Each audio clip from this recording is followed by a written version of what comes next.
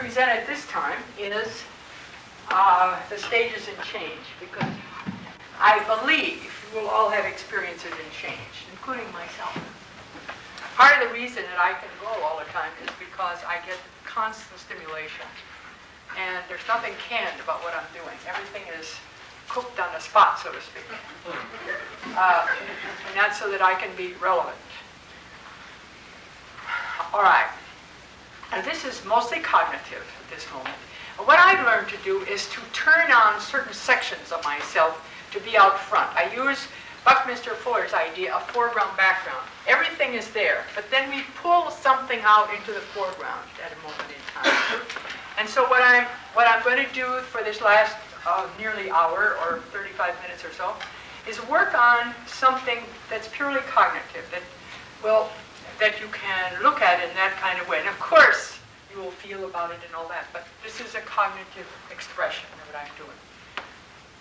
Much like reading an encyclopedia and getting all the facts, so to speak. However, it's not quite like that. One of the words that is very important to me is the word process.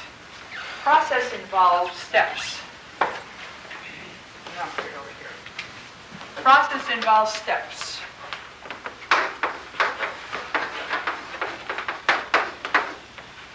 All right? And process is always associated with content. Process is usually verb, and content is usually nouns. And process is what determines the use of the content, so to speak. Thank you very much, Mary Grace. Now, what I'm going to present to you now are stages in change, or the process of change. And it is going to be perhaps oversimplified, just in order to make the point. And in a way, I'd like to equate it to a map. You know, when I go traveling, I like to get a contour map, and then I like to see all the major roads, and then maybe that's a map, and then I'd like to see the minor roads, so to speak. So I can look at a whole piece in some way, in three different ways, and I get a feel about the territory. Do you know what I'm talking about? And I like, again, all of Buckminster Fuller, to see the big picture, and then I can locate myself within that picture. So these stages of growth are, for me, universal. Any change goes through this. All right. Now, I dabble a lot in theology, physics, mathematics, art, and other forms of science, so to speak. I mean, there are a lot of things that fit together. I believe that we are constantly looking at microcosms of one thing and another, so that what I'm saying about change goes for everything, all kinds of change. Your toe grows bigger, your toenail grows bigger or smaller or whatever. Change is also related to growth. Now, growth can be in such things as cancer. It can be in such things as moving psychologically. It can be also physically moving according to plan. Change and growth are almost synonymous. I'm talking now about deliberate change. Deliberate change which opens the way for new possibilities. Okay. Now, at any point we would come into a life, and now I'm going to talk about human life. We come into a point which is at a status quo, meaning, status quo. Meaning that at this stage, any stage where we come into a life, there is a set of predictions about how that life is. And there is a stabilization of that at that moment in time. You can call it habit, what you're used to, whatever it is. All right. Now that status quo is invested in a system that enables you to make these predictions. And that system, that status quo and that system is responsible for a lot of people's feeling of survival. So that whatever is going on in a moment in time, what you are seeing at this level is already something that sees itself as a prediction. Maybe Bob, you found this. for instance, when an organ is transplanted in the body, one of the most important things that one has to look at is that the system tries to expel it.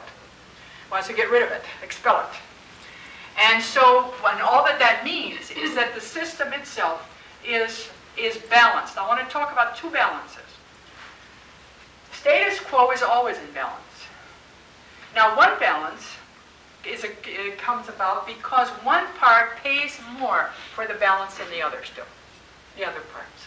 So we can say that one part dies so another part can live. That's one kind of a balance. Then there's another balance. By the way, that fits all pathological situations. The next balance has to do with each part gets as much as it gives, and it has a rhythm which makes that possible. So balance in and of itself simply means that somehow all the parts are worked together so that as a whole, it looks like a balance. And I'll give you the teeter-totter idea. If a fat one and a skinny one want to ride a teeter-totter, they can. But what happens is the fat one has to go very close to the middle, and the skinny one goes on the end, and the fat one gets a ride like that, and the skinny one gets a ride like this. Now that's perfect balance. The problem is that the fat one doesn't get much out of it. That is a picture of a balance that requires somebody to sort of die so somebody else can live. That's what I'm talking about. Now, if you have two people of the same weight, they can have a wonderful time together, so to speak. All right. Now, status quo is based in survival. This is something important to remember. Every one of you, and that includes me, because when I say you, I mean me as well. Whatever is going on at a moment in time, I have an investment in that is invested in a security. Because survival and security are together. This is why many times people say, I want to do something, and then they find they're not doing it. How many of you have ever had that happen to you? And then you say to yourself, I'm a person of good intelligence, and I have goodwill and all that. How come I want to do this and I don't do it? Well, there's a good reason for that, and that is that familiarity will always overcome the wish for comfort unless we know how to deal with it. That's another important thing to remember. Comfort has never been as powerful a motivator as familiarity. So that this is one of the things you'll find. And it again is a system is there. We'll take a physical example, and you got a new organ transplant and try to get rid of it. Okay. Now, so here we start at stage one. Whatever reason now we want to move in some way. I take people seriously when they say they want to change. I take myself seriously. Now, what has to happen for stage two is the entrance of a foreign element. All right, so enter a foreign element.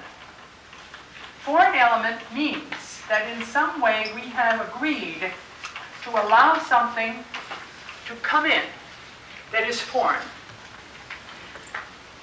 Whenever we have a new idea that life can be better, I believe it was Judy who said when she thought about herself getting to be 40, and didn't you say that, Judy? And you wanted to, is that what you said? And that you wanted to have a life that fit more what you wanted? Okay. So you had a foreign element enter. You not only thought it, but you went, in this case, to a therapist. All right. Now, this foreign element has got to be very strong. When you are the foreign elements to somebody else's intervention in a system, this is a place where you stand all by yourself. You have absolutely no help. It doesn't matter how many people tell you or how many times they tell you, oh, I want to change.